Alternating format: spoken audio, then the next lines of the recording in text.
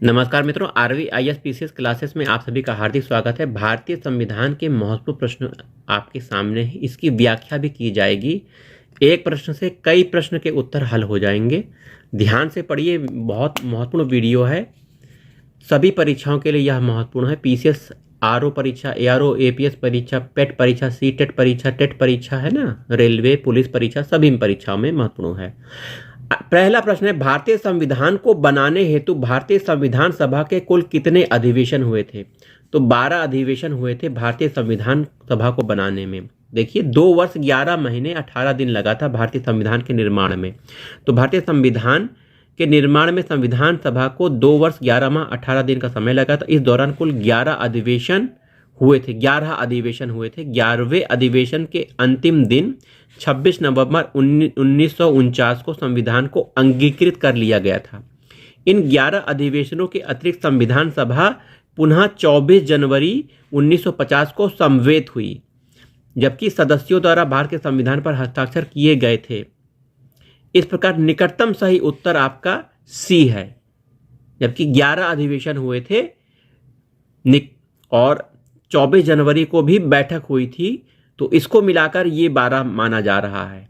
24 जनवरी को जो बैठक हुई थी उसको भी मिलाकर 12 अधिवेशन बोले गए हैं। वैसे 11 अधिवेशन में सिग्नेचर हो गए थे। ठीक है, कंफ्यूज मत होइएगा। आइए, भारतीय संविधान की अंतिम बैठक कब हुई थी? तो 24 जनवरी 1950 को अंतिम बैठक हुई थी। 11 इससे पहले हो गए थे, याद रखिएगा। आइए, भारतीय संविधान निर्माण में संविधान सभा को कितना समय लगा? 2 वर्ष 11 माह 18 दिन लगा था। याद रखिएगा, मुंह पर याद होना चाहिए। आइए, भारतीय संविधान की प्रथम बैठक 9 दिसंबर 1946 को हुई थी। 9 दिसंबर 1946 को संविधान सभा की पहली बैठक हुई थी संविधान को के निर्माण करने में। 9 दिसंबर 1946, याद रखिएगा। अगला प्रश्न है, जवाहरलाल नेहरू ने भारतीय संविधान सभा की किस बैठक में उद्देश्य प्रस्ताव रखा था? जो उद्देश्य प्रस्ताव है इंपॉर्टेंट है, ये रखा था जवाहरलाल नेहरू ने। 5वीं बैठक में उद्देश्य प्रस्ताव रखा गया था। आइए इसकी व्याख्या भी करते हैं। 13 दिसंबर 1946 भारतीय संविधान की प्रथम अधिवेशन की 5वीं बैठक में जवाहरलाल नेहरू ने उद्देश्य प्रस्ताव रखा था, जिसमें संविधान निर्माण के लिए सटीक दर्शन और मार्गदर्शन सिद्धांतों के लिए प्रदान किए गए। बाद में भारत के संविधान की प्रस्तावना का यह रूप ले लिया था। उद्देश्य प्रस्ताव ही भारत का संविधान की प्रस्तावना बना था। ठीक है, आइए अगला महत्वपूर्ण प्रश्न है, भारत को एक संविधान देने का प्रस्ताव संविधान सभा द्वारा पारित किया गया था। तो 22 जनवरी 1947 को भारत को एक संविधान देने का प्रस्ताव संविधान सभा द्वारा पारित कर दिया गया था। आइए इसमें थोड़ा सा व्याख्या देख लेंगे तो अच्छा लगेगा। 22 जनवरी 1947 को संविधान सभा द्वारा भारत को एक संविधान देने के उद्देश्य प्रस्ताव को पारित किया गया। उद्देश्य प्रस्ताव को 13 दिसंबर 1946 को संविधान में जवाहरलाल नेहरू द्वारा पेश किया गया था। आगे चलकर यही उद्देश्य प्रस्ताव प्रस्तावना बन गया था। संविधान सभा के सन्मुख संविधान की प्रस्तावना का प्रस्ताव किसने रखा था? संविधान की प्रस्तावना का प्रस्ताव जो ये जवाहरलाल नेहरू जी ने रखा था। संविधान में जो उद्देश्य प्रस्ताव है ये जवाहरलाल नेहरू द्वारा ही रखा गया। संविधान की प्रस्तावना, उद्देश्य प्रस्ताव एक ही चीज है। आइए, इंपॉर्टेंट प्रश्न आ गया है जो कि कई बार पीसीएस परीक्षा में पूछा गया है अलग अलग जगहों पे। भारतीय संविधान के निर्माण में संवैधानिक सलाहकार कौन थे? तो बी.एन. राव संवैधानिक सलाहकार थे। याद रखिएगा, बी.एन. राव। बेनेगल नरसिंह राव। बेनेगल नरसिंह राव इनका पूरा नाम है, संवैधानिक सलाहकार, याद रखिएगा। अगला प्रश्न आपके सामने आ चुका है। भारतीय संविधान का प्रथम प्रारूप तैयार किया गया था। प्रारूप बी.एन. राव के द्वारा तैयार किया गया था। प्रथम प्रारूप भारतीय संविधान के सलाहकार बी.एन. राव द्वारा संविधान का पहला प्रारूप तैयार किया गया, जिस पर विचार और परिवर्तन करके प्रारूप समिति द्वारा संविधान सभा के समक्ष संविधान का मसौदा प्रस्तुत किया गया। बी.एन. राव के मूल प्रारूप में 243 अनुच्छेद 13 अनुसूचियां थीं। अगला प्रश्न है, भारतीय संविधान सभा में भारतीय संविधान का तृतीय वाचन कब प्रारंभ हुआ था? तो इसमें स्टार लगा हुआ है आंसर में। भारतीय संविधान की तृतीय वाचन 17 नवंबर 1949 को हुआ था, तृतीय वाचन, और 26 नवंबर 1949 तक चलता रहा। 17 नवंबर से 26 नवंबर 1949 तक तृतीय वाचन चलता रहा। अतः प्रश्न में दिए गए विकल्प में कोई विकल्प नहीं है। ठीक है, 17 नवंबर से 26 नवंबर 1949 तक तृतीय वाचन रहा। भारत का संविधान पूर्ण रूप से कब तैयार हुआ? तो नवंबर 26 1949 को यह पूर्ण रूप से बनकर तैयार हो गया। आइए इस पर जरा व्याख्या से पढ़ लेंगे तो आपको समझ में आएगा। भारतीय संविधान की उद्देशिका में उल्लेख है कि 26 नवंबर 1949 को भारत के लोगों ने संविधान को अंगीकृत, अधिनियमित और आत्मार्पित किया। संविधान को अपनाने, उसके पूर्ण होने तथा पारित होने तथा इसको अंतिम रूप देने की तारीख 26 नवंबर 1949 ही माना जाता है। इसी दिन नागरिकता, अंतःकालीन संसद, अस्थायी संक्रमणकालीन उपबंध लागू हो गए। तथापि संविधान के शेष उपबंध 26 जनवरी 1950 को प्रभावी हुए। अतः संविधान के पूर्ण रूप से लागू होने तथा पूर्ण रूप से क्रियान्वित होने की तिथि के रूप में 26 जनवरी 1950 को ग्रहण करते हैं। आइए, भारतीय संविधान को संविधान सभा द्वारा अंगीकृत किया गया। अंगीकृत तो 26 नवंबर 1949 को किया गया, याद रखिएगा।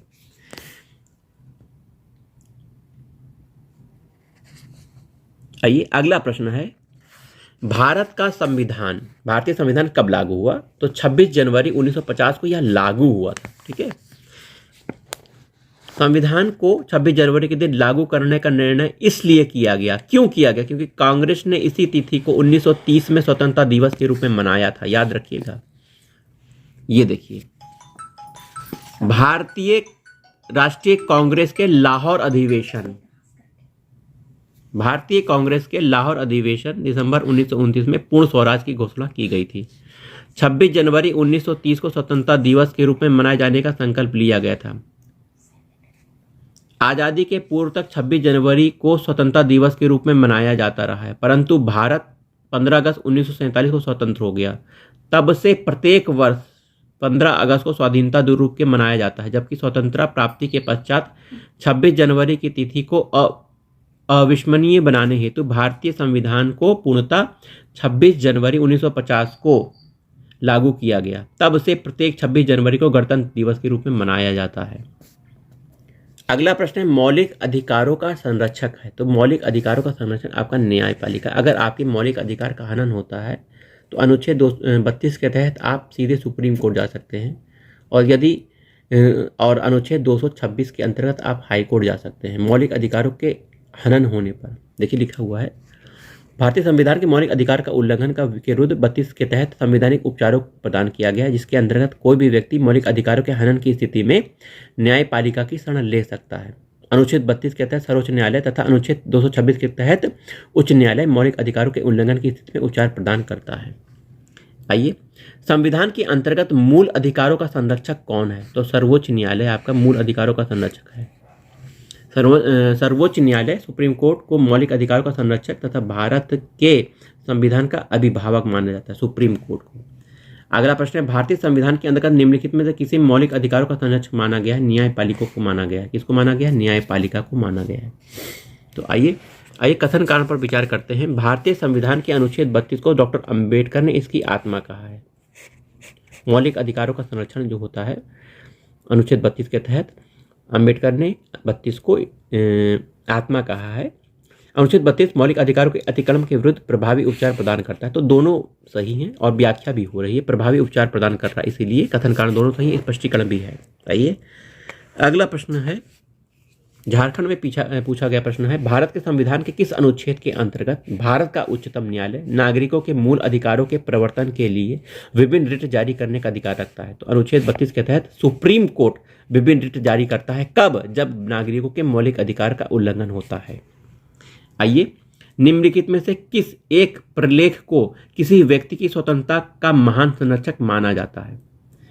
तो किसी व्यक्ति की स्वतंत्रता का महान संरक्षक बंदी प्रत्यक्षीकरण है। तो बंदी प्रत्यक्षीकरण क्या है?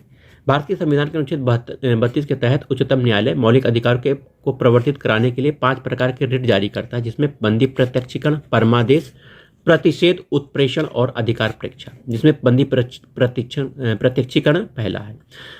बंदी प्रत्यक्षीकरण प्रलेख को किसी व्यक्ति की स्वतंत्रता का महान रक्षक माना जाता है। यह उस व्यक्ति के संबंध में न्यायालय द्वारा जारी आदेश है जिसे दूसरों के द्वारा हिरासत में रखा गया है।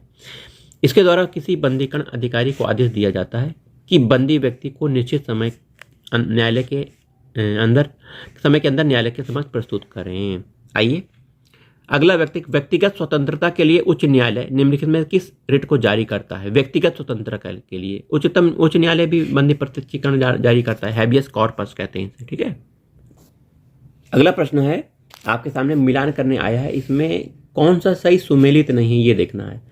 तो अनुच्छेद 17 अनटचेबिलिटी का अंत करता है, अस्पृश्यता का अंत बिल्कुल ये सही मिलान है। गिरफ्तारी और निरोध के विरुद्ध संरक्षण अनुच्छेद 22 में इसका वर्णन किया गया है, यही गलत है, ये 23 लिखा है, यही गलत है। धर्म की स्वतंत्रता अनुच्छेद 25 में वर्णन किया गया है। अल्पसंख्यकों के हितों का संरक्षण अनुच्छेद 29 में वर्णन किया गया है, तो बी ऑप्शन आपका सही है। आइए यहाँ पर भी कुछ मिलान करने हुए आए हुए हैं, जो कि संविधान के अनुच्छेद इधर दिए गए हैं और इधर मिलान करने वाला दिया गया है। तो अनुच्छेद 18 आपका उपाधियों का अंत करता है, तीसरा ऑप्शन है पहले का। उपाधियों का अंत अनुच्छेद 18 में हो रहा है। और धार्मिक मामलों के प्रबंध की स्वतंत्रता अनुच्छेद 26 में दिया गया है। धार्मिक मामलों की स्वतंत्रता अनुच्छेद 26, चौथा ऑप्शन सही है। अल्पसंख्यकों की भाषा का संरक्षण अनुच्छेद 29 में अल्पसंख्यकों की भाषा का संरक्षण दिया गया है, पहला ऑप्शन सही है। शिक्षा का अधिकार अनुच्छेद 21 का में दिया गया। शिक्षा का अधिकार एक मौलिक अधिकार है जो कि 6 से 14 वर्ष के बच्चों को मुफ्त और अनिवार्य शिक्षा देने का राइट है। ठीक है, आइए अगला प्रश्न देखते हैं, यह भी मिलान करने वाला है। मौलिक कर्तव्य, देखिए विभिन्न प्रकार के केस दिए गए हैं, तो मौलिक जो कर्तव्य हैं, संविधान का संशोधन हुआ था, 42वां संविधान संशोधन हुआ था, उसमें मौलिक कर्तव्य को जोड़ा गया था, पहले का 3 हो गया। ठीक है, मौलिक कर्तव्य को जोड़ा गया है संविधान के संशोधन से, तो कुल 11 मौलिक कर्तव्य हैं। ठीक है, पहले 10 थे, अब 11 हो गए हैं। मौलिक कर्तव्य संविधान के 42वें संशोधन से जोड़े गए हैं। आइए, संसद मौलिक अधिकारों में संशोधन कर सकती है, यह किस केस में किया गया है? मौलिक अधिकारों में संशोधन कर सकती है, ईश्वरन कर सकती है, यह है मौलिक अधिकारों में संशोधन। देखिए ये प्रश्न है, संसद मौलिक अधिकारों में संशोधन तो कर सकती है, लेकिन संसद संविधान के मूल ढांचे में संशोधन नहीं कर सकते। तो मूल ढांचे का सिद्धांत केशवानंद भारती केस से निकला था। तो देखिए बी का भी 4 मुझे लग रहा है, और मूल ढांचे का सिद्धांत भी केशवानंद भारती से संबंधित लग रहा है, तो इसलिए यह उत्तर देने में मैं थोड़ा सा असमर्थ लग रहा हूँ। इंसानों के अनैतिक व्यापार का निषेध, तो आपका अनुच्छेद 23 हो गया। लेकिन संसद मौलिक अधिकारों का संशोधन कर सकती है, केशवानंद भारती केस में यह निर्णय आया था कि संसद मौलिक अधिकारों का संशोधन कर सकती है, परंतु वो मूल ढांचे, संविधान के मूल ढांचे में परिवर्तन नहीं कर सकती। ये केशवानंद भारती, तो बी और सी में दोनों में हमको 4 लग रहे हैं। आप कमेंट करके बताइएगा कि मिनर्वा मिल्स में क्या हुआ है और इसका क्या आंसर होगा। ठीक है, इसका ए आंसर इन लोग दे रहे हैं। ठीक है, चलिए अगला प्रश्न है, किस वाद में संसद को मौलिक अधिकार में संशोधन का अधिकार दिया गया था? देखिए केशवानंद भारती में यह बात की गई है कि संसद मौलिक अधिकारों में संशोधन कर सकती है, लेकिन संसद संविधान के मूल ढांचे में संशोधन नहीं कर सकती। इंपॉर्टेंट बात है ये। वर्तमान समय में भारतीय संविधान के अंतर्गत संपत्ति का अधिकार एक मौलिक अधिकार नहीं है। पहले संपत्ति का अधिकार मौलिक अधिकार था, अब यह वैधानिक अधिकार हो गया है, मौलिक अधिकार से हट गया है। ठीक है, संपत्ति का अधिकार अब मौलिक अधिकार नहीं रहा, इस बात को आप याद रखिएगा। देखिए अगला प्रश्न यहीं पे आ गया है, जो कि पिछले विवादित प्रश्नों को हल करता है। भारतीय सर्वोच्च न्यायालय ने संविधान की मूल संरचना, बुनियादी ढांचे का सिद्धांत का प्रतिपादन निम्नलिखित में किस मुकदमे में किया था? तो सर्वोच्च न्यायालय ने केशवानंद भारती बनाम केरल राज्य में संविधान की मूल संरचना सिद्धांत, जिसे बुनियादी ढांचा कहते हैं, का प्रतिपादन किया था। देखिए तो जो हम जो कह रहे थे वो बात को वो यहाँ पे सत्य होती है। आइए अगला प्रश्न देखेंगे। प्रश्न है, निम्नलिखित में से किसके द्वारा संपत्ति के मूल अधिकार का लोप हो गया? संपत्ति का अधिकार अब मौलिक अधिकार नहीं है, यह एक वैधानिक अधिकार हो गया है। किस संविधान संशोधन से द्वारा इसको हटाया गया था? तो 44वां संविधान संशोधन आप याद रखिएगा। 44वां संविधान संशोधन 1978 में हुआ था, ठीक है। तो संपत्ति का अधिकार अब मौलिक अधिकार नहीं रहा। आइए अगला प्रश्न देखते हैं। भारतीय संविधान के अंतर्गत निम्नलिखित अधिकारों में से कौन सा एक अधिकार सभी व्यक्तियों को प्राप्त है? इसका क्या मतलब है? भारतीयों को भी और विदेशियों को भी। सभी व्यक्तियों में मतलब भारतीयों को भी और विदेशियों को भी। तो विधि के समान संरक्षण का अधिकार ये भारतीयों के साथ विदेशियों को भी प्राप्त है। भारतीय संविधान के अनुच्छेद 14 के तहत प्रदत्त विधि के समान संरक्षण का अधिकार भारत के नागरिकों सहित सभी व्यक्तियों को प्राप्त है, जबकि प्रश्नगत अन्य तीनों अधिकार केवल भारतीय नागरिकों को ही प्राप्त है। भेदभाव के विरुद्ध अधिकार, अभिव्यक्ति की स्वतंत्रता का अधिकार, सांस्कृतिक शैक्षणिक अधिकार ये भारतीय व्यक्तियों को ही प्राप्त है, विदेशियों को नहीं। आइए अगला प्रश्न है, निम्नलिखित में से कौन से अधिकार भारत के सभी व्यक्तियों को उपलब्ध नहीं हैं? तो विधि के समता तो ये आपका विदेशियों को भी है। भेदभाव के विरुद्ध अधिकार केवल भारतीयों को, देश भर में स्वतंत्र भ्रमण का अधिकार भारतीयों को, चुनाव लड़ने का अधिकार केवल भारतीयों को, ठीक है। तो डी ऑप्शन सही है आपका, ठीक है। आइए अगले प्रश्न देखते हैं। प्रश्न है, भारत में कल्याणकारी राज्य होने का विचार पाया जाता है। तो कल्याणकारी राज्य होने का विचार संविधान के प्रस्तावना में आप पढ़ेंगे तो कल्याणकारी राज्य होने का विचार प्रस्तावना में भी है और राज्य के नीति निर्देशक तत्वों में भी इसका वर्णन किया गया है। तो ए और सी दोनों हैं, डी ऑप्शन आपका सही है। संविधान का कौन सा भाग कल्याणकारी राज्य का आदर्श घोषित करता है? देखिए, राज्य के नीति निर्देशक तत्व डीपीएसपी भाग 4 में इसका वर्णन है। 36 से 51 में इसका वर्णन किया गया है। इसमें भारत का कल्याणकारी राज्य के आदर्श घोषित किया गया है, ठीक है। अगला प्रश्न देखते हैं। प्रश्न है, भारत में निम्नलिखित में से किसके अंतर्गत पंचायती राज प्रणाली की व्यवस्था की गई है? तो पंचायती राज प्रणाली की व्यवस्था राज्य के नीति निर्देशक तत्व में की गई है। संविधान का अनुच्छेद 40 में इसका वर्णन किया गया है। आइए भारतीय संविधान के भाग 4 के अंतर्गत राज्य के नीति निर्देशक सिद्धांत के अंतर्गत पंचायती राज प्रणाली की व्यवस्था की गई है। संविधान के अनुच्छेद 40 राज्यों के लिए ग्राम पंचायतों के गठन का प्रावधान करता है। इसके अनुसार राज्य ग्राम पंचायत का संगठन करने के कदम उठाएगा, उसको ऐसी शक्तियां और प्राधिकार प्रदान करेगा जो उसके स्वायत्त शासन की इकाइयों के रूप में कार्य करने योग्य बनाने के लिए आवश्यक है। आइए अगला प्रश्न है। देखिए, यहां मिलान करने आया हुआ है। नीति निर्देशक तत्वों का पूरा यहां वर्णन किया गया है। देखिए, ग्राम पंचायतों का गठन अनुच्छेद 40 के तहत किया गया। पहले का 5, इसको हम पेन से मिलाते हैं। पेन ले लेते हैं, पेन से मिलाकर आपको सही से व्याख्या हो जाएगी। ग्राम पंचायतों का गठन भारत के संविधान के अनुच्छेद 40 में इसका वर्णन किया गया है। नहीं, पेन नहीं चला।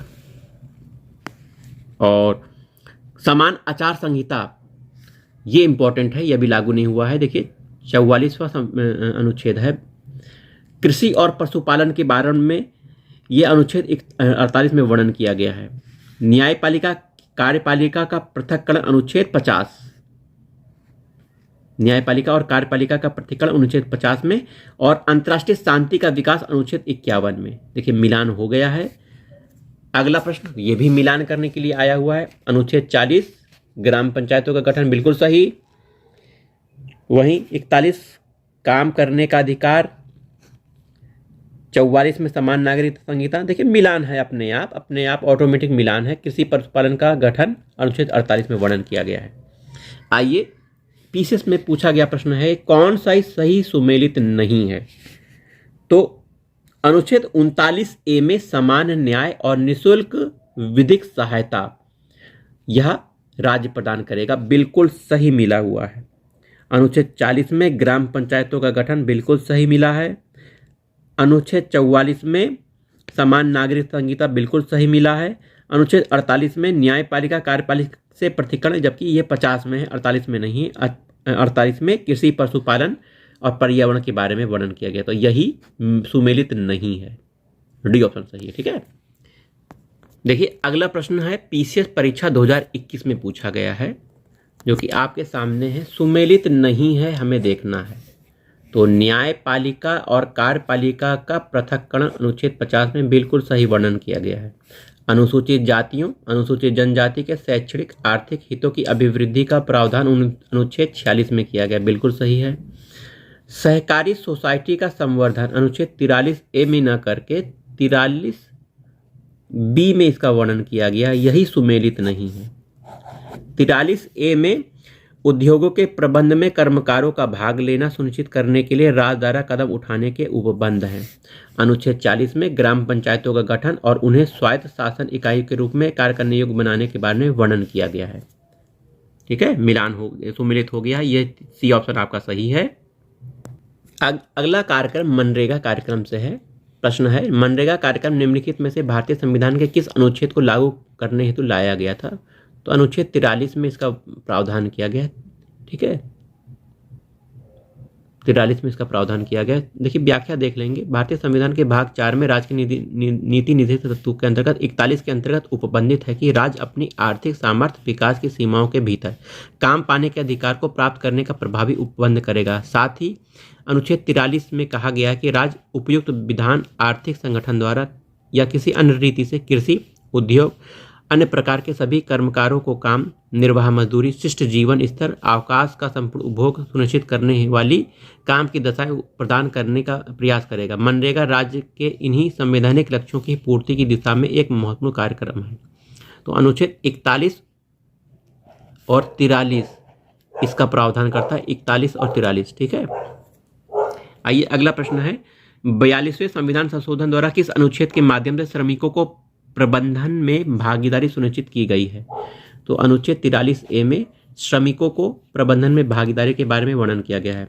42वां संविधान संशोधन 1976 में भाग 4 में राज्य के नीति निर्देशक तत्व के अंतर्गत 43 का अंत स्थापित करते हुए यह प्रावधान किया गया कि राज्य किसी उद्योग में लगे हुए उपक्रमों, स्थापनों, अन्य संगठन के प्रबंध में कर्मकारों का भाग लेना सुनिश्चित करने के लिए उपयुक्त विधान या किसी अन्य रीति से कदम उठाएगा। तो डी ऑप्शन सही है आपका। देखिए प्रश्न है, अगला प्रश्न, भारतीय संविधान का कौन सा अनुच्छेद भारत की विदेश नीति से संबंधित है? तो अनुच्छेद 51 विदेश नीति से संबंधित है। क्या है? अनुच्छेद 51 अंतर्राष्ट्रीय शांति सुरक्षा का संवर्धन से संबंधित है, अनुच्छेद 51। ठीक है, आइए अगला प्रश्न आईएएस परीक्षा में पूछा गया 2008 में। राज्य के नीति निर्देशक तत्वों के में शामिल कौन कौन से हैं? मानव के दुर्व्यापार और बलात् श्रम का प्रतिषेध, मादक पेय स्वास्थ्य के लिए हानिकारक औषधियों के औषधीय प्रयोजन से भिन्न उपयोग का प्रतिषेध। तो राज्य के निर्देशक तत्वों में कौन सा शामिल है? देखिए ये आपका मौलिक अधिकार के संबंध में है अनुच्छेद, और दूसरा आपका सही है, बी ऑप्शन आपका सही है। नीति निर्देशक तत्वों के अंतर्गत अनुच्छेद 47 के अंतर्गत मादक पेयों, स्वास्थ्य के हानिकारक औषधियों, औषधीय प्रयोजनों से भिन्न उपभोग का प्रतिषेध किया गया है। मानव के दुर्व्यापार, बलात् श्रम का प्रतिषेध मूल अधिकारों के अंतर्गत अनुच्छेद 23A के तहत आता है। तो कथन 2 केवल सही है। देखिए पीसीएस में पूछा गया प्रश्न अगला आपके सामने है, राज्य के नीति निर्देशक तत्व सिद्धांतों के विषय की पहचान करना है। ये 4 विषय हैं, मद्य निषेध, फैक्ट्री और खानों में बाल श्रम, बेगार बाल श्रम निषेध, अस्पृश्यता निषेध। तो मद्य निषेध आपका राज्य के नीति निर्देशक तत्वों में गांधीवादी सिद्धांत पर आधारित है। वहीं फैक्ट्री खानों में बाल श्रम निषेध ये मौलिक अधिकार से संबंधित है। बेगार बलात् श्रम निषेध मौलिक अधिकार, अस्पृश्यता का निषेध, अनटचबिलिटी खत्म करना अनुच्छेद 17 मौलिक अधिकार है। ये तीनों मौलिक अधिकार हैं, तो केवल एक आंसर है, सी ऑप्शन सही है आपका। ठीक है, देखिए 2 प्रश्न एक दूसरे जैसे हैं, एक ही जैसे हैं। किस कमेटी आयोग की सिफारिश संविधान में मूल कर्तव्यों को सम्मिलित करने हेतु संशोधित की थी? तो स्वर्ण सिंह कमेटी के सिफारिश के आधार पर भारतीय संविधान में मूल कर्तव्य जोड़े गए थे। ठीक है, अगला प्रश्न है, भारत के सर्वोच्च न्यायालय के कार्यवाहक मुख्य न्यायाधीश की नियुक्ति कौन करता है? तो कार्यवाहक मुख्य न्यायाधीश की नियुक्ति राष्ट्रपति करता है। अनुच्छेद 126 के अनुसार सर्वोच्च न्यायालय के कार्यवाहक मुख्य न्यायाधीश की नियुक्ति राष्ट्रपति द्वारा की जाती है। ऐसा तब किया जाता है जब मुख्य न्यायाधीश का पद रिक्त हो या वह अपने कर्तव्य का निर्वहन करने में असमर्थ हो। आइए, सेवानिवृत्त होने के पश्चात सर्वोच्च न्यायालय के न्यायाधीश वकालत कर सकते हैं। किसी भी न्यायालय में वह वकालत नहीं कर सकते हैं। आइए, संविधान के अनुच्छेद 124(7) के अनुसार सेवानिवृत्ति होने के पश्चात सर्वोच्च न्यायालय के न्यायाधीश किसी भी न्यायालय में वकालत नहीं कर सकते, जबकि 220 अनुच्छेद के अनुसार उच्च न्यायालय के न्यायाधीश सेवानिवृत्त होने के बाद उच्चतम न्यायालय में या अन्य उच्च न्यायालयों में, जिस उच्च न्यायालय में स्थायी न्यायाधीश रहे हों उसमें नहीं में वकालत कर सकते हैं। ठीक है, ये आप प्रश्न पढ़ लीजिएगा। चलिए, आज के वीडियो में इतना ही, मिलते हैं अगले वीडियो में।